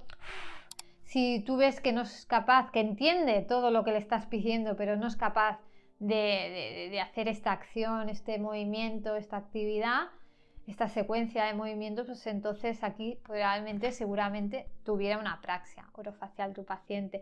Bueno, ya sabemos más o menos qué son, cómo funcionan, cómo valorarlas, pero ¿qué pasa? Si cuando ya tienes y ves que tu paciente sí probablemente pueda tener una apraxia, ¿cómo la trabajarás como terapeuta ocupacional, ¿no? Bueno, pues como terapeuta tenemos que coger un enfoque basado en un marco de neurodesarrollo, un enfoque psicomotriz en el que como terapeuta utilices y lleves a cabo diferentes actividades en la que se realice esa planeación, esa ideación, esa ejecución de movimientos motores para que así la persona sea capaz de entrenar y de estimular ese movimiento y de llevarlo a cabo, ¿sí? Por ejemplo, pongo ejemplos. Por ejemplo, si tu paciente tiene esa afectación en la apraxia del vestido, pues necesitaríamos entrenar el vestido con ese paciente, ¿sí? Actividades de la vida diaria, entrenarlas. Actividades en las que se usen diferentes objetos, llevarlos a cabo. Actividades de psicomotricidad. Actividades de mímica que imiten tus movimientos. Ponerle delante de un espejo y realizar diferentes movimientos. Sería una buena estrategia también de que hay una retroalimentación que él vea a nivel visual también. O por ejemplo, juegos de mímica, como acabo de decir, o construir juegos de montaje, de construcción, puzzles, rompecabezas, coser, escribir, dibujar. Depende, el tipo de apraxia que tenga, pues trabajarás unas cosas o trabajarás otras, ¿sí? Bueno, sobre todo es importante saber que las apraxias no es una afectación de movilidad física musculoesquelética, es más bien un problema en el sistema nervioso, un trastorno en el cerebro, en el que hay una afectación cerebral, es más bien una parte cognitiva, sobre todo, no es una afectación de movilidad física o una afectación musculoesquelética. Sobre todo tener eso en cuenta y sobre todo cuando trabajes con tu paciente tienes que tener muy en cuenta darle el tiempo que necesite, no correr, dejar que ese movimiento aparezca, esa acción aparezca poco a poco cuando lo estés trabajando, darle su tiempo al paciente, darle mucha pauta verbal también si la necesita para facilitarle la tarea, la actividad, ese movimiento y sobre todo si lo necesita también darle mucha pauta física, acompañamiento físico, propioceptivo, esa estimulación propioceptiva que ayude a generarse movimiento y haya ese acompañamiento, por ejemplo, trabajando mucho ese método Alfolter con la persona. Listo. Entonces, dentro de esos patrones, ¿verdad? Como lo vieron en el video, está la apraxia visual. Ella lo une visual construcción, lo que veo, cómo armo, el diseño que hago de los objetos, ¿verdad? Las somatopraxias, ¿verdad? Es la unión de la parte de modulación y las praxias, ¿verdad? Las praxias posturales, que son las que es de imitación corporal, orales, imitación oral, secuenciales, que es todo lo que hacemos con las manos, y las de comando verbal, que es la indicación que yo les digo, vaya, se ponen los zapatos, alcánceme el vaso, ¿verdad? Estos son los tipos de praxis. Este es un tipo, ¿verdad? Este es de praxis construccional. Esta es una prueba estandarizada, la de SIP, que se utiliza en integración sensorial. Dentro de la intervención, ¿verdad? Es la retroalimentación sensorial para construir un esquema corporal y conciencia perceptual del ambiente físico, social, para que el niño vaya aprendiendo actividades novedosas, para que vaya aprendiendo a descubrir, a imaginar, a resolver problemas, a crear, a organizar, a construir y a mover, ¿verdad? Esta tiene que ver, digamos, con la resolución de problemas, seleccionando planes de acción, habilidades motoras, anticipando, planeando y completando tareas desde el principio, la mitad y el fin, ¿verdad? Si lo vemos así, se ve cuando uno le dice al niño, bueno, hágame un juego, ármeme algo, constrúyame algo, y el niño no sabe, hay una dificultad. Entonces, bueno, la terapia es irle enseñando al niño a hacer todo ese tipo de actividades. Vamos a hacer aquí un círculo, empezando por arriba. Círculo. Eso. Y aquí hacemos un palito. Y un palito para allá. Para el otro lado, mi amor. De aquí para allá. Y para arriba. De aquí para arriba. Y para acá. Eso. Y le vamos a hacer el techo. Así, como una casita. Eso. Y las ventanas. ¿Cómo le hacemos las ventanas? Y vamos a hacerle la puerta, pero así grande. Yo te voy a hacer unas líneas para que tú sigas la puerta, ¿de acuerdo? Sigue aquí toda la línea de la ventana, de la puerta. Eso, una todas las líneas. Tienes que unir todas las líneas. Y aquí, mi amor, aquí, ve. Y Fabi, vea lo que vamos a hacer. Vamos a hacer esto. Ponga atención. Mira. Un círculo. Eso. Círculo. Un círculo. O esta otra.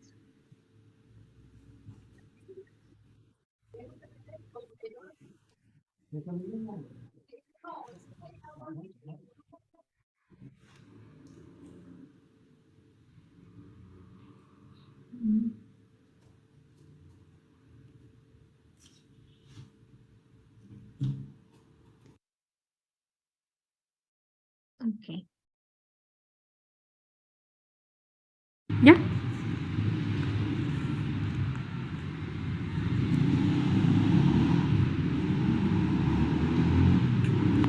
Por el círculo.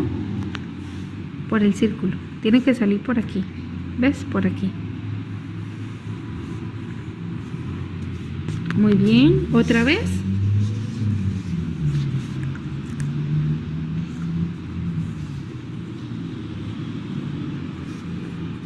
Por este círculo. Tú haces el círculo, mira, Ale. Suelta la manita. Vea.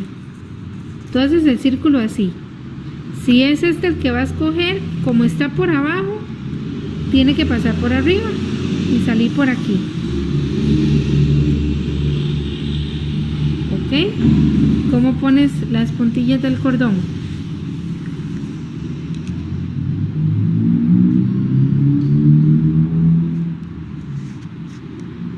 Eso. Muy bien. Ahora la otra.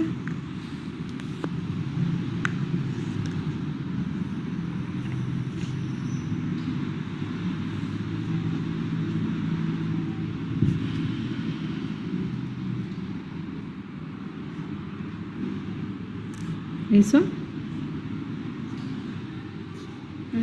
¿Qué más hacías? ¿Faltaba? Ajá. Muy bien.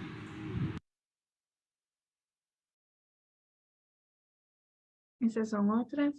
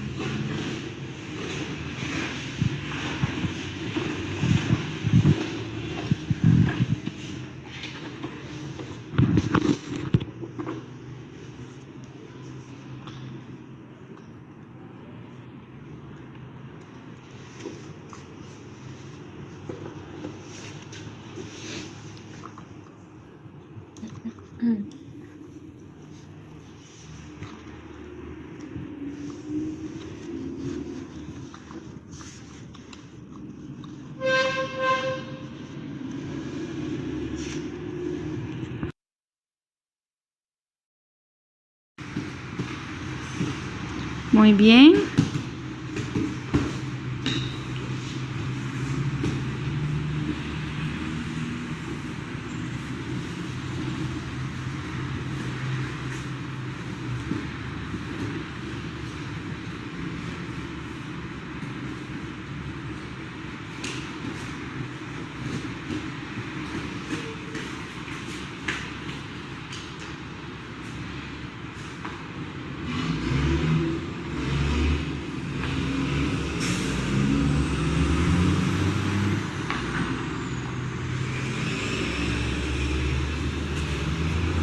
Recuerde mover los dos pies, ¿verdad? Como escalando. Vamos, mueven los pies. ¿Cómo mueven los pies? Eso. Los pies, Cris.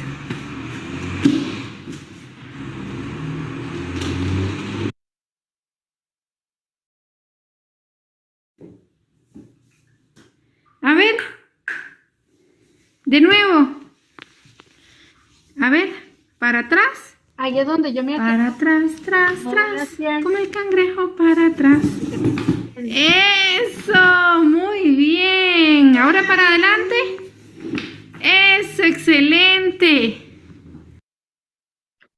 Y este que es, digamos, bueno, yo lo tenía, el sistema, la relación del sistema sensorial con el sistema límbico, que es el tema de las emociones, ¿verdad? De cómo nos puede afectar a nosotros el entorno, ¿verdad?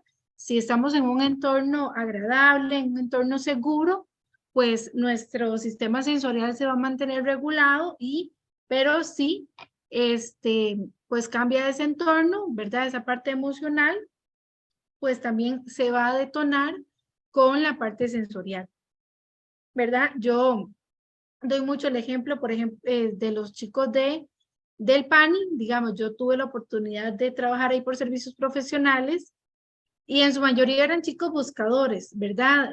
Entonces, viendo de cómo venían de un entorno familiar agresivo y demás, se detonaba mucho el tema de que a nivel propioceptivo eran muy bruscos, no medían la fuerza, ¿verdad? Entonces hay como esa relación y esa importancia para saber también, digamos, de que no es solamente la parte sensorial, sino que esa parte emocional tiene que estar bien. Los chicos tienen que estar felices, tienen que sentirse tranquilos, tienen que sentirse seguros, para que todo en sí funcione adecuadamente. Del tema anterior, de lo que son praxias, ¿tienen alguna duda? Varias consultas, varias preguntas en el chat. La primera que nos plantean las compañeras es que hablaste de lenguaje interno. Si puedes, por favor, aclarar a qué se refiere el concepto de lenguaje interno. Bueno, el lenguaje interno, si fue en praxis, es como cómo yo me comunico. O sea, si frunzo el ceño, qué lenguaje, sin utilizar la parte verbal, le expreso al niño o a la persona. La otra tiene que ver con conceptos que utilizamos para clasificar las alteraciones. Y entonces la consulta es la diferencia entre trastorno de la coordinación motora, dispraxia y apraxia. No te preocupes porque no es este el foco de la conversación, pero si tienes algo que agregar en relación a los conceptos y si se relacionan o son diferentes, pues adelante.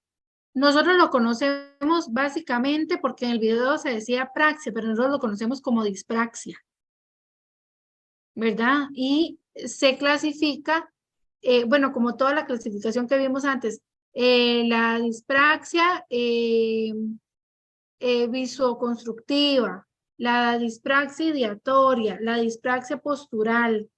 De hecho, nosotros como terapeutas no utilizamos la palabra dispraxia. La única forma que utilizamos dispraxia es cuando diagnosticamos somatodispraxia, ¿ok? Porque en la formación sí nos enseñaron a que la única persona que puede poner dispraxia o apraxia es el médico. Nosotros no somos médicos. Entonces ponemos fallas en la coordinación visual, fallas en la coordinación postural, ¿verdad? Damos como una descripción por qué es. Y la siguiente. Gracias. ¿A partir de qué edad se puede empezar a usar este término de praxia? Digamos, las praxias es la habilidad, ¿verdad? Entonces es a partir de que el niño aprende. Cuando el niño aprende a imitar gestos, a imitar movimientos desde bebés. Si bien se hace de una forma del niño de los 4 años hacia abajo, se hace de forma de observación, ¿verdad? Hago pequeños gestos, pequeños movimientos con mis manos, pero después de los 4 años en adelante, sí se pueden utilizar algunas pruebas estandarizadas de praxis. Esas son las preguntas en el chat. Gracias. Gracias a usted. Entonces, bueno, las generalidades del desorden de integración sensorial, no todo niño tendrán todos los síntomas. Se considera que el niño tiene un trastorno en el desorden de la integración sensorial cuando afecta su desempeño, ¿verdad? El procesamiento sensorial puede variar de un día a otro o de un momento a otro, o sea, se puede detonar o se puede regular, ¿verdad? Probablemente tenga dificultades con más de uno de estos sistemas sensoriales, no va a ser solamente uno. Por ejemplo, lo que yo les dije antes, de mi sensibilidad visual, digamos, no quiere decir que yo tenga un desorden del procesamiento sensorial, porque es algo que yo ya sé manejar y no tengo fallas en otros sistemas, ¿verdad? Es posible que algunos niños sean evitadores en un sistema y buscadores en otro sistema, o inclusive, por ejemplo, pueden haber niños que sean evitadores táctiles a ciertos alimentos, pero buscadores táctiles en su cuerpo, ¿ok? Ningún niño es igual al otro, cada uno demostrará sus habilidades y sus dificultades en la integración sensorial. La dieta sensorial, digamos, se genera con base a lo que vamos conociendo del niño, ¿verdad? ¿Cuáles son sus necesidades sensoriales? ¿Cuáles son o qué detona al niño sensorialmente y cómo lo podemos regular? Entonces, utilizamos todo eso, ¿verdad? Para que durante el día los padres tengan diferentes actividades que hacer con el niño, les enseñe a autorregularse. Autorregularse es que ya el niño lo haga por sí solo, que ya el niño diga, bueno, antes de ir a la escuela quiero saltar un rato en el trampolín porque lo necesito. Entonces el niño salta, se va en su buseta, se mantiene en la escuela, ¿verdad?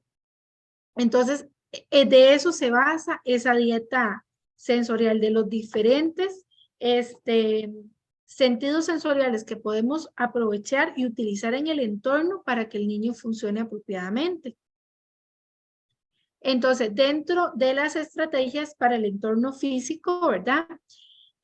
Claves para identificar, está el niño interactuando o cooperando, está atento con los materiales, respeta las transiciones, está involucrado o con una alerta apropiada en actividad, está el niño calmado y concentrado en la actividad, el niño alerta a los otros niños en las actividades de estudio o de juego, o sea, interactúa apropiadamente.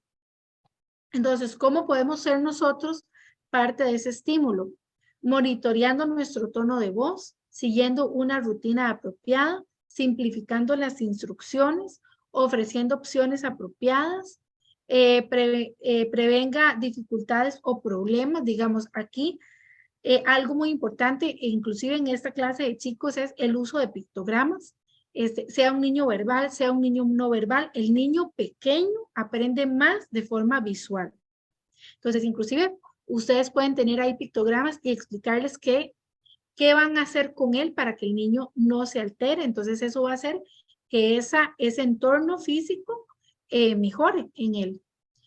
Evite los castigos, promueva conductas positivas, promueva el autoconocimiento, o sea, qué estoy haciendo, cómo me conozco, cómo me debo de comportar, respetar las emociones del niño, provea consistencia, ¿verdad? Dentro del entorno, repetimos lo mismo, mejoramos, ¿verdad?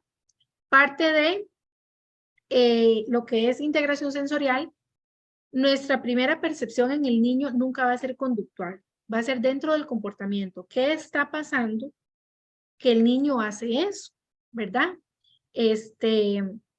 Entonces, vemos y aprendemos que mucho de lo que nos expresan los padres de familia o los docentes es comportamiento. Algo que detonó el niño, ya sea el mismo entorno físico, ¿verdad? El entorno externo, el docente, los compañeros, inclusive la parte sensorial, si hay mucho ruido, si hay mucha luz, entonces, y tal vez el niño se pone de pie, se pone inquieto, empieza a hablar, y ahí es donde a veces dicen es que se porta mal. Es que eso no es portarse mal, porque eso no es conductual. Tenemos que ir viendo qué fue lo que lo detonó, ¿verdad?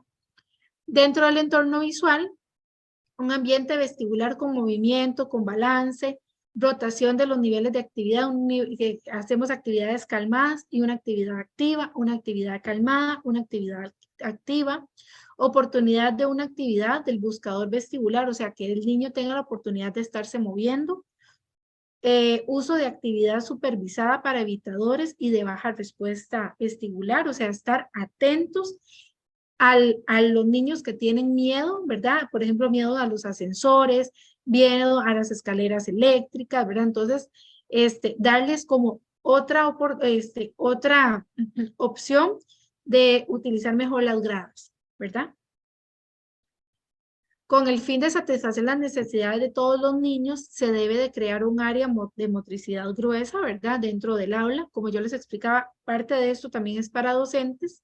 No lo quité, porque yo sé que ustedes, la idea también es darles ese consejo a los padres de familia, que le digan al docente, o si tienen contactos con docentes, comentarles también, ¿verdad? Dentro de sus beneficios, aprender el control del cuerpo, la oportunidad de seleccionar el tipo de estímulo que necesitan, facilitar el desarrollo motor, la coordinación, equilibrio, fuerza y flexibilidad, ¿verdad?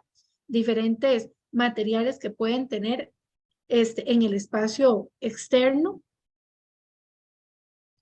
El entorno propioceptivo, actividades de trabajo pesado, ayudan a la sensación de la posición del cuerpo, ayudan a mantener los periodos de atención más largos, ¿verdad? Todo lo que vimos de trabajo pesado, de trabajo propioceptivo. Poner materiales que presenten resistencia es una manera de dar estímulo propioceptivo. Para los dedos, juegos de arena, plasticina, esponjas, trabajar en plano vertical, o sea, en una pared o inclusive en plano horizontal, permitirles que coloreen en el suelo. Actividades de motricidad gruesa y de resistencia como alarse, empujarse, ¿verdad? Este tipo de actividades.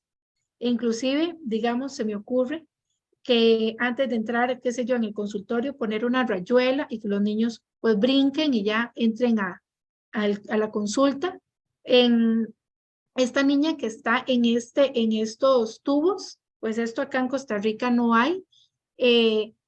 Es muy particular que en los consultorios de terapia ocupacional, antes de que el niño entre a la consulta, pase por este tubito, ¿verdad? Que le da ese tacto profundo y el niño se mueve a nivel propioceptivo y entra a consulta. Sale de la consulta y vuelve a pasar por ese aparato.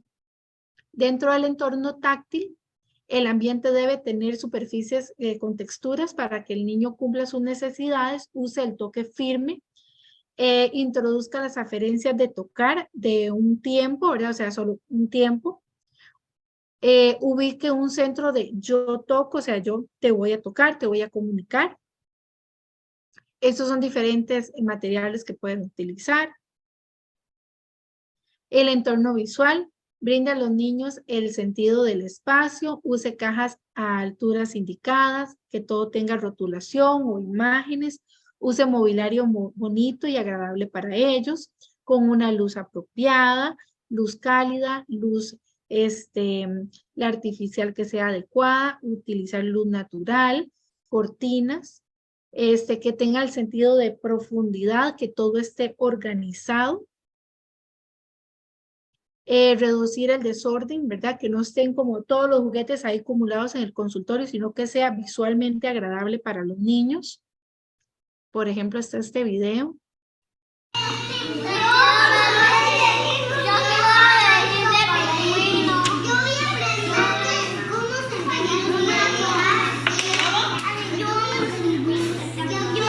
Resulta que en esa aula ellos están, arriba hay un tragaluz y a él lo tienen en el puro tragaluz. Él nunca había hecho eso. Ese paciente yo, bueno, tengo años de conocerlo. Y a él lo ponían ahí, entonces él no trabajaba y hacía pues esos gestos.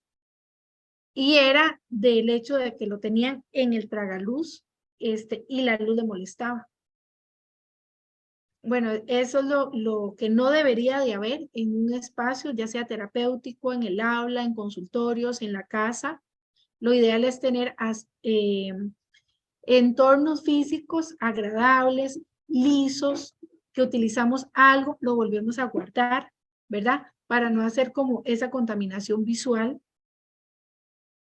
Tener todas las cosas guardadas. El entorno auditivo, superficies duras, reflectan los sonidos como la madera, el concreto, y superficies blandas las absorben, ¿verdad? Cojines, alfombras. Bueno, el hecho de utilizar música, ¿verdad? Cuidar el ritmo y el volumen. Bueno, aquí que se ponen adaptaciones en las sillas para que no suenen. El uso del teléfono según como vaya a sonar, si es cómodo o no. Listo, disculpe. Dentro de los comedores escolares, ¿verdad? Apóyese de la motivación para orientar al niño a comer, haga una merienda compartida, siempre ofrézcale el alimento nuevo. Entonces, si llegan los papás y le dicen, mira, es que él no come en el comedor, ahora la normativa del MEP es que tienen que comer en el comedor, entonces, pues ustedes le explican, ¿verdad? Que la idea es que ellos también, ay, perdón, interactúen con los otros compañeros, aprendan a comer los alimentos que para ellos no son seguros, para que puedan alimentarse adecuadamente.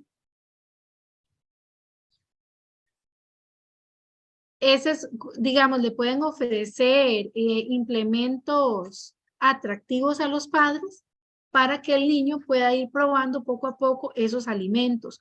Pueden ofrecerles platos, ¿verdad? Que tengan divisiones, esos pinchitos con formas, o inclusive decirles, bueno, si no le gusta la sandía, parta la sandía, póngale un cortador, decórelo, para que el niño, aunque sea, tenga una primera introducción con el alimento. Bueno, eso es un niño pues comiendo, a él no le gusta el queso, pero le gusta el plátano. Entonces hicimos la propuesta de poner queso con plátanos y poco a poco lo fue comiendo, ¿verdad? Entonces la mamá lo que hizo fue ofrecerle en diferentes presentaciones, ¿verdad? El quesito en cuadritos y el quesito rallado, y él fue escogiendo cuál quería más, que esa es otra, digamos, darles esa oportunidad de escoger.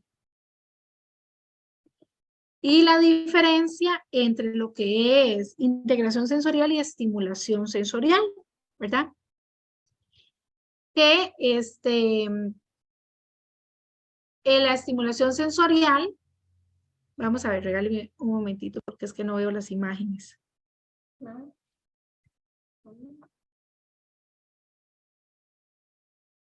Para moverlas acá. Ok, sí. La estimulación sensorial, ellos se basan en descubrir los sentidos y trabajan con el sentido del tacto, la visión, el auditivo, el olfativo y el gustativo, o sea, los 5 sentidos. Lo que hacen es activar esos sentidos, ¿verdad? No hay un perfil como tal, ¿verdad? A menos que sea un profesional de terapia física, de terapia ocupacional, que utilice un perfil de desarrollo, pero el perfil de desarrollo no tiene nada que ver con lo que es estimulación, ¿verdad? No hay una evaluación estandarizada, ¿verdad? Hay poca evidencia científica que sea algo funcional. ¿Por qué? Porque la palabra lo dice, es estimular, ¿verdad? Se utilizan las aulas de snoozling o las aulas sensoriales, ¿verdad? Y luego está lo que es la integración sensorial, que lo que queremos mejorar es dar esa respuesta adecuada, ¿verdad? Al estímulo, al entorno. Entonces se trabaja bajo los diagnósticos de integración sensorial, que son de registro, de modulación, de lo que son las praxias que vimos, ¿verdad? Trabajamos bajo un marco teórico de integración sensorial, que fue lo que vimos el primer día. Nos centramos principalmente en los sentidos base, que es el vestibular, el propioceptivo, el táctil, y ahí va subiendo como lo vimos el primer día, que era la pirámide, ¿verdad? Tenemos nuestras evaluaciones, la evaluación por observación, que se utiliza de niños de 5 años, bueno, de 4 años hacia abajo, o con niños con alguna condición o discapacidad, y la evaluación estandarizada, que se utiliza de niños de 5 años en adelante o con niños más funcionales. Hay una validez científica como tal. Por ejemplo, esta certificación de clase cada año se está haciendo investigación científica por país. No es solamente, digamos, lo que es Estados Unidos, Europa, se está haciendo por país. Inclusive aquí en Costa Rica se hace la evidencia científica y así cada país. Se utiliza lo que es el gimnasio de integración sensorial, que son todos los materiales, ¿verdad? Que son las hamacas, los cojines, ¿verdad? Los aparatos de música para trabajar y regular al niño. Vamos a ver.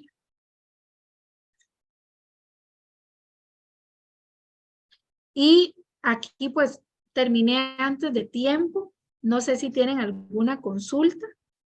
Sí, tenemos 3 preguntas de lo que Ajá. has ido compartiendo. La primera tiene que ver con si los pictogramas o cuando hablamos de pictogramas hay algunos en particular que tendrían que tenerse en cuenta o si eso depende de las circunstancias.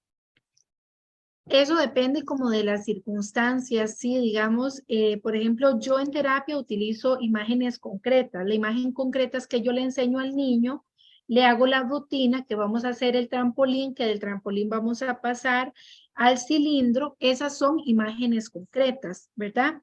Están las que trabajan las terapeutas de lenguaje, que es como las que donde el niño ocupa comunicar o las de acción. O sea, le vamos a pedir que haga una acción. Y hay un sinfín de pictogramas. La página más popular es la de Arasaak, ¿verdad? O bien, si es de un niño en particular que está en terapia de lenguaje, se le pide a la terapeuta de lenguaje cuál es el método que está utilizando ella, como para que todos vayan como en armonía. Perfecto. La siguiente es, ahora en lo que hablabas, niño que se altera por ruidos o cualquier detonante dentro del aula, entra en crisis y autoagrede, agrede a otros, esto no lo vamos a asociar con un episodio de tipo conductual. Sería una alteración por no lograr la autorregulación. Correcto. Entonces, para un docente, ¿cuál es el indicador de que es algo de tipo conductual? Esa imagen yo siempre la presento en las entregas de los informes. Entonces, un berrinche el origen es cuando el niño quiere o cree que necesita algo o no quiere hacer algo, ¿verdad? Tiene control de lo que está haciendo, o sea, el niño sabe el berrinche que está haciendo, se calma, ¿verdad? Es capaz de calmarse una vez que la situación se ha resuelto, tiene control de su comportamiento, ¿verdad? O sea, él sabe que se está golpeando, que está golpeando a los compañeros, que se está mordiendo, ¿verdad?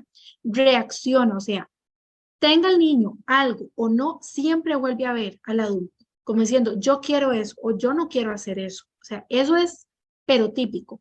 Y comunica de una u otra forma, sea un niño verbal o no verbal, siempre lo va a comunicar, ¿verdad? ¿Cuándo se termina el fin? Cuando por error siempre accedemos a lo que el niño quiere, entonces son esos padres o esos docentes que siempre dicen, es que yo no sé si es rabieta o es una crisis sensorial. ¿Por qué? Porque siempre ceden a lo que el niño quiere, ¿verdad?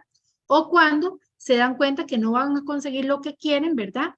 Le ponemos ese límite, entonces ya el niño se acostumbra a que no se va a hacer lo que el niño diga, ¿verdad? Igualmente, digamos, podemos ver, hablando de la docencia, el uso del lápiz. Hay mucha dificultad con el uso del lápiz, entonces el niño hace el berrinche, hace, ¿verdad? Todo lo que hace.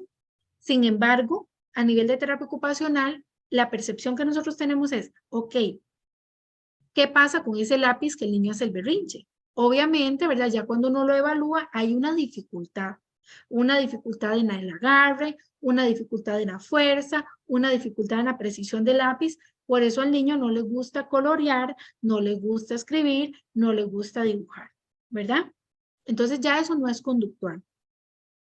Y aquí viene lo que es una crisis sensorial, ¿verdad? Cuando es una crisis sensorial de hiperreactividad, o sea, de rechazo, ¿verdad? El origen suele suceder cuando hay demasiada información a su alrededor. La seguridad no tiene en cuenta su propia seguridad, o sea, el niño puede gritar, puede golpearse, puede morderse, que no sabe ni siquiera lo que está haciendo, ni por qué lo está haciendo, o sea, simplemente es algo que le llegó, le molestó y detonó. No hay cómo calmarse, el control, no está en control de sus propias acciones, ¿verdad? No reacciona, a él no le importa quién lo ve, cómo lo ve, quién se burla, ¿verdad? No comunica qué es lo que pasa. Sin embargo, hay niños que en este caso sí dicen que lo apaguen, ¿verdad? O sea, el niño sí comunica que le está molestando. Y un niño sin intervención, este tipo de reacción suele ser agotadora tanto para el niño como para los padres de familia, porque los padres de familia no van a saber cómo anticipar esa situación, ¿verdad? Para prevenirla o cómo regularla, ¿verdad? Entonces, eso es como lo que yo te doy aquí, ¿verdad? Que puede ser como esa rabieta que él puede presentar en la clase. Doña Adelaida, si gusta. Perfecto, ¿Sí? muchísimas gracias. Siguiente pregunta. Bien, la siguiente pregunta es, tengo una duda puntual. Ahora que mencionas el asunto de los comedores escolares, son lugares con una sobrecarga de olores. De hecho, conozco un caso en que el chico no come y vomita por el olor al comedor. ¿Cómo se puede trabajar este problema? Yo lo que diría es, digamos, si ya primero intentar de que se siente lo más largo posible, porque ahí hay una hiperreactividad olfativa, ¿verdad? Y si el niño sí come lo que hay en el comedor, ¿verdad? Ya por último sería que coma, pero fuera del comedor. ¿Por qué? Porque ahí es casi imposible regular ese olor, porque son comidas demasiado, o sea, es demasiada comida la que hay como para regular. Pueden utilizar ventiladores o abrir las ventanas para que en la medida de lo posible se vaya el olor, o a él tenerle un ventilador para que pueda compartir con sus compañeros, pero que casi no le llegue el olor. Y la otra es, para los niños con alteración por ruidos, ¿se recomiendan los aislantes de sonido? Los audífonos reguladores de sonido, sí. Ahí lo importante es enseñarle a los padres de familia que lo usen, ¿verdad? Si van a ir al centro donde saben que hay mucho ruido, que lo lleven antes de que el ruido le detone al niño. Igualmente en la escuela, porque ese tipo de audífonos sí le permite al niño escuchar lo demás. Lo que va a regular es ese sonido tan fuerte, no le va a llegar tan fuerte, ¿verdad? Eso es importante.